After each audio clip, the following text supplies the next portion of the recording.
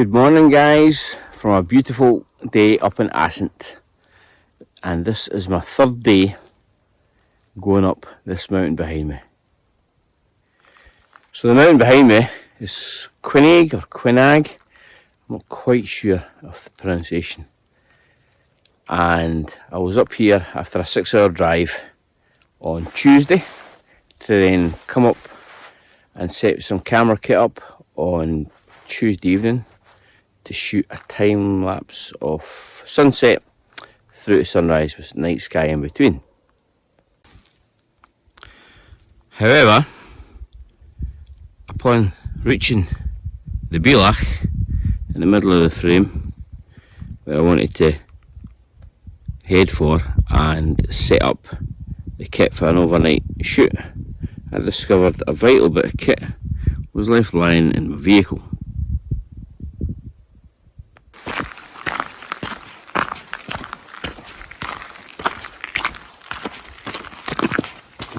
So after setting up my camera kit, the tripods and the track, I started getting my actual camera kit, cables, batteries, etc. all set up, and it's only then I discovered that one vital component was missing. So I made a decision at that point to leave my setup as it was, but return back to my vehicle with the camera, batteries, etc. so they wouldn't drain power overnight. Plus there was always a risk of somebody pinching them, but I didn't think that was likely.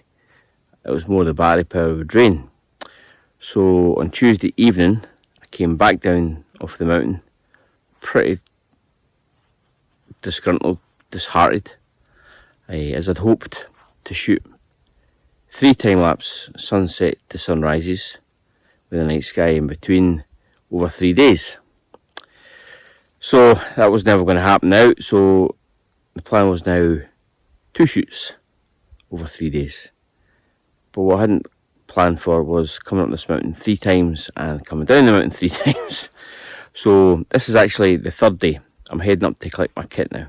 Yesterday I returned with my boy. The 2 of us walked up to where the setup was. I brought my camera gear back up the mountain with the additional bit of kit, set that up, and then we had that running, and then we came back down for a nice meal that evening. So as you can see, it's an absolutely stunning morning once again. So hopefully the wind will remain pretty much zero. It was windy actually. The first day was the windiest day, so maybe it was a wee blessing I didn't set my time lapse up, as when I show you the setup, it was pretty exposed to the elements. So that's the route I've taken before when I had an overnight camp, all the way up, and I camped here. But today I'm going beyond, taking the path all the way up to the loching at the top here of the valley and setting up there. But you can continue right round and do a whole circuit of the 3 peaks here and then come back down the path. Beautiful day for it. I'm sure it'll be quite busy later on.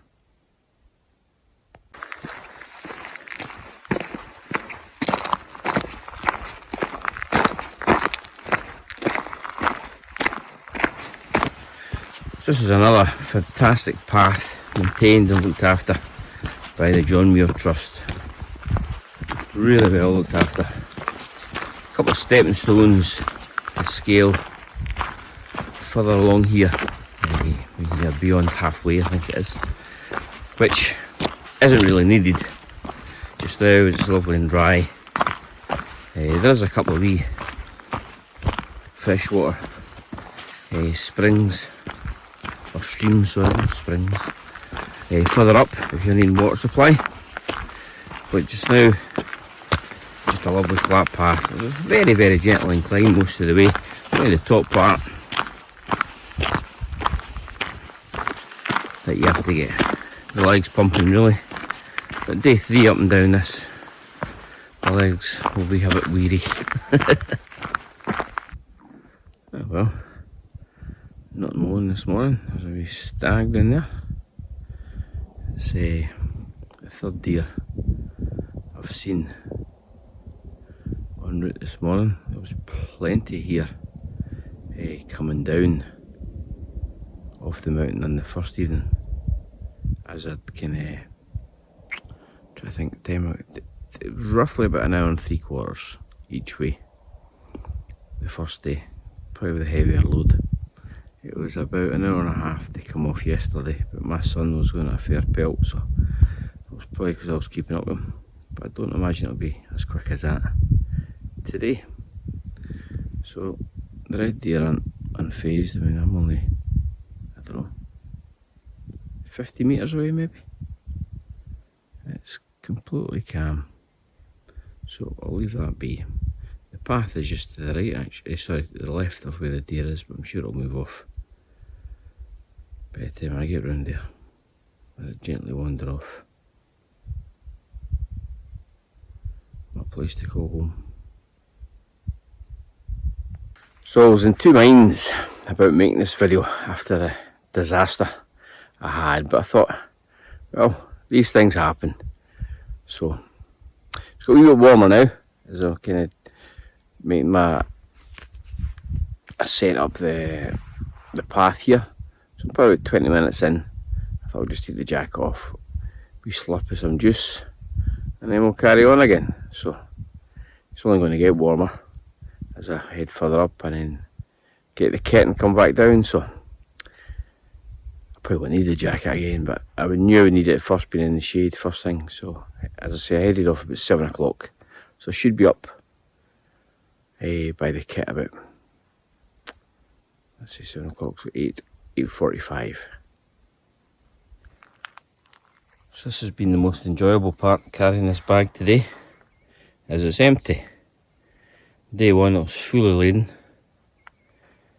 about half laden coming down on the mountain on day one, and then half full again going back up. So I had odds and ends in it from yesterday, but it's nice and empty. But I'm not looking forward to getting all the kit and bringing everything back down, but needs must. And then crack on again. Hopefully tonight or later on this afternoon we'll get our second shoot, pick that up in the morning, and then head back home and edit later on, probably next week. Absolute beauty, eh? Where's the camera gear when you need it? Halfway up a mountain. Let's go and say hello. We haven't got any carrots to give him. He'll probably scarper before we get anywhere near him. But still, oh, there he goes. Pretty chilled out anyway. Well, I'll leave Mr. Red Deer alone now. He just kept a distance of 50 metres at any time. Never really scarpered off. A wee bit curious. Maybe it's my aftershave. But I'll leave him to it in his beautiful setting. Absolutely stunning, lucky boy. But very, very calm. I suppose I'm in his domain, so what a place. Completely chilled out. So here's a nice wee source of fresh water. If anybody wishes to come up here, and there's a wee bit of thirst. This will certainly quench your thirst. So I probably spent about 10 minutes watching the red deer, chatting away to him. He wasn't taking me on. I just watched them peacefully graze, completely at ease with myself. So it was nice to see that. On Tuesday, I was coming down, there was quite a few red deer, but they were just running from at least 100, maybe 200 metres away. You would spot you and just leg it. So it was nice to see that one. It was pretty chilled. Maybe waiting to get me on the way back now. Right, we'll crack on again. There's a big boulder kind of up. I'm not sure if it'll pick it up. Where are we? Somewhere about there, I think. There we go. No. Very good at this. Photographer's I'll turn around and I'll show you. That's roughly about halfway up, halfway down. So I'll show you that now. So said boulder is just to the left of the path up there. This is a very small old manor store. But that's about halfway to where I'm going anyway. This path, you can have to also swing right and it'll take you up the side here and you can get right up to the peak. There was a couple of folk up there yesterday as I was setting my camera up, so I watched them come down before I descended back down to the car park. But another stonking day today. So the last time I came up here was a couple of years ago. Made up to that peak here and I camped just in a wee hollow. I tried to do an overnight shoot. I think that was maybe late July or early August a few years ago, but unfortunately the cloud rolled in. You get a lovely view of Suilven through there. So I decided, ran taking the kit all the way up. It took me longer to get to there, I suppose, including going up to the summit. So this time I thought I'll take the path out, different route, and hopefully shorter. And it is actually a wee bit shorter. But can't beat this place. Assynt, phenomenal. Anyway, crack on. Too much blether in here, slow me down. Right, a few stepping stones here gets me up to what I would say is the halfway point. So, a few skipping and jumps. So this must be pretty boggy later on in the year or earlier in the year, because we're in April just now. Now it's been a nice dry spell the last 3 or 4 days. So, back on the path, onwards and upwards. But I don't think I'll stop for a wee break, as I've stopped enough speaking to you guys and watching the wildlife. So let's crack on. Because I find when I stop, I cool down. I could do putting the jacket back on, but when I'm walking I don't need a jacket. So best to keep going. Right, slightly out of puff here. That's probably why I've stopped really, to talk to you. So it's taken me 15 minutes longer this morning. Probably a bit tired legs, as well as blabbing at the camera and watching the wildlife. So I aim now to crack on another 45 minutes, follow the path up to the Bielach. So there might not be any more footage until I get to the top. If there is more footage, it's basically because I'm needing a rest and I'm using talking to you guys as an excuse. But what a day. What a day. Right, let's crack on.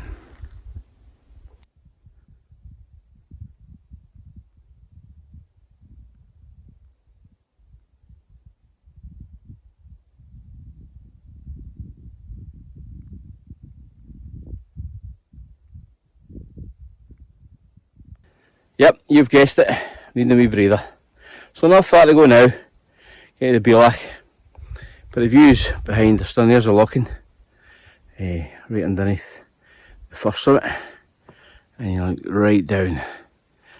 Sun's quite high in the sky now, so absolutely stunning. So I may see folk going up when I'm heading back down, but just now, a place to myself. So I think it was about here yesterday when I was on the radio to the wife, just letting us know how we're getting on, because I wasn't expecting my son to come. He's autistic and he just likes generally to be at comfort in his own, like in the van where we came up in, or if he's in the house, just he likes going in the house. He doesn't like to go out much. So it was a big surprise and great delight that yesterday he said, "Oh Dad, I want to come away." So I thought, fair play, this is brilliant. And he goes at a hell of a rate when he wants to start walking. So it was about here yesterday, as I say on the radio, and he said, or it was actually my wife said, how far you got to go? So I was like, about another 10 minutes, and then he just blurts out, you said that 10 minutes ago. So he's obviously not wanting 10 minutes, but it's about 10 minutes and probably plus another 2, 3, 5 at the most to get over the crest and down with the cameras. So 15 anyway for me today, maybe 20, we'll see. But yep, having a lovely, enjoyable view, having a breather, and I'll head off in a minute. We slurp a juice and then we'll carry on.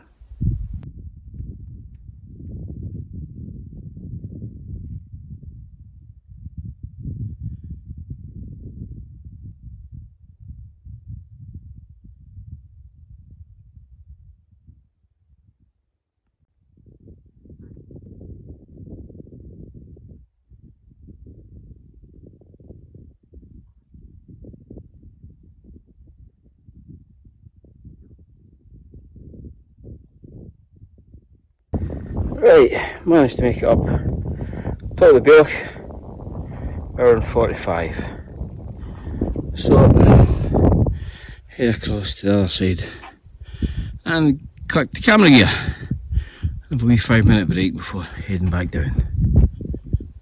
So, here's the camera at the top of the track, so it's finished its time lapse.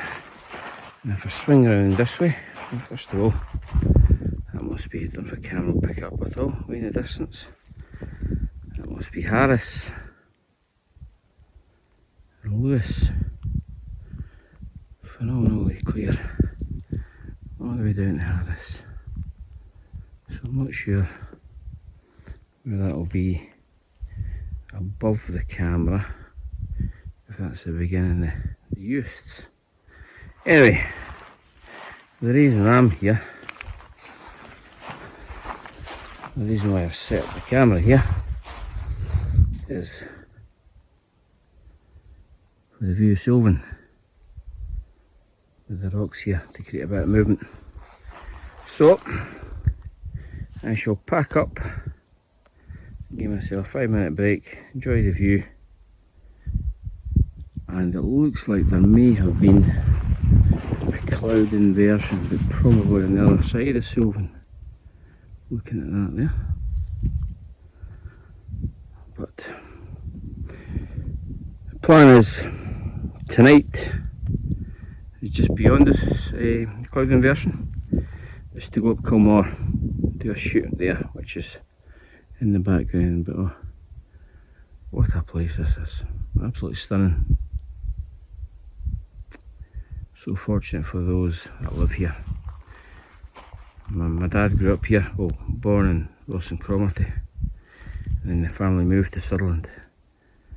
And this is why I shoot the time lapses of Suilven. It was his favourite mountain.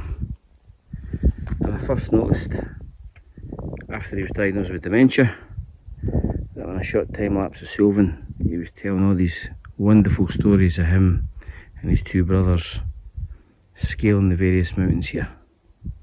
So he sadly passed away almost 2 years ago to the day, but I promised I would continue making time lapse of Suilven.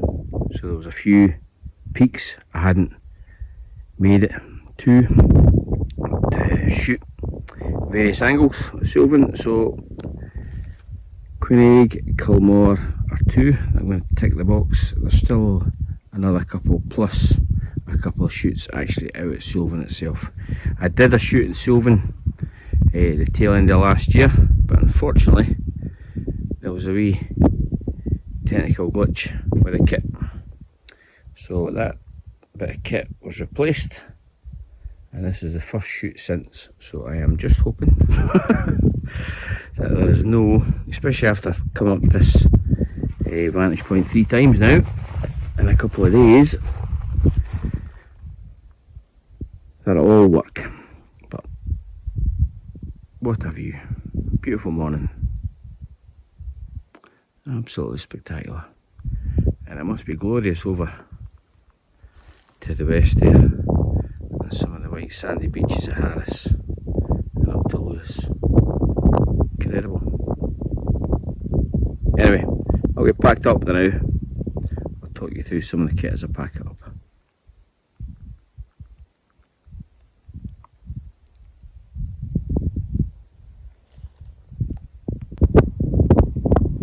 So this is the kit that I've got. This is the motion device that I forgot to bring. It's caused all sorts of chaos. So on top of that, I've got a camera. It's a Canon 6D Mark II with a Sigma 14mm 1.8 lens. On the lens there is a lens warmer which is attached to a battery pack. The battery pack keeps it working all night. So on top of the camera I've got a time lapse plus a view intervalometer. So this here basically works out the exposures through the night for the camera. The camera does nothing other than take a picture. It doesn't work out the exposure. You'll have to work out the intervals for movement, etc. That's all worked between the time-lapse view and the motion device itself. So attached to the camera there's attached to the time-lapse view there is 3 cables. One cable is connected directly to the motion device. The middle cable is connected, I'm pretty sure, to the external battery. Yep, this is still unplugged. And the third cable is connected to the camera. So they all kind of talk to each other through the cable. There is a Bluetooth way of doing it, I just don't trust it. So 3 external battery packs, one for the camera, one for the lens warmer and one for the intervalometer. The wee box here is connected to the battery pack, and that's connected to a dummy battery which was in the camera. So moving backwards, we've got the track itself, which is attached to 2 tripods, although I only needed 1, and attached to my motion device, the pulley system here to act as a counterweight, was 2 2.5 kilogram discs. So that was a delight carrying that additional 5 kilograms of weight, as you can imagine. And over here by the rucksack, the 2 orange gel fronted bits of kit of lights. So I had a couple of lights set up to the side to hopefully create a bit of light and a bit of atmosphere in the foreground on the rocks to the side as the camera moved up, which would kind of slowly kick in. Got it on low power and it slowly kick in as the day turned to night, and then it would disappear again slowly as the night turned to day. Well, that's how it is in theory. So I'll get this packed away now.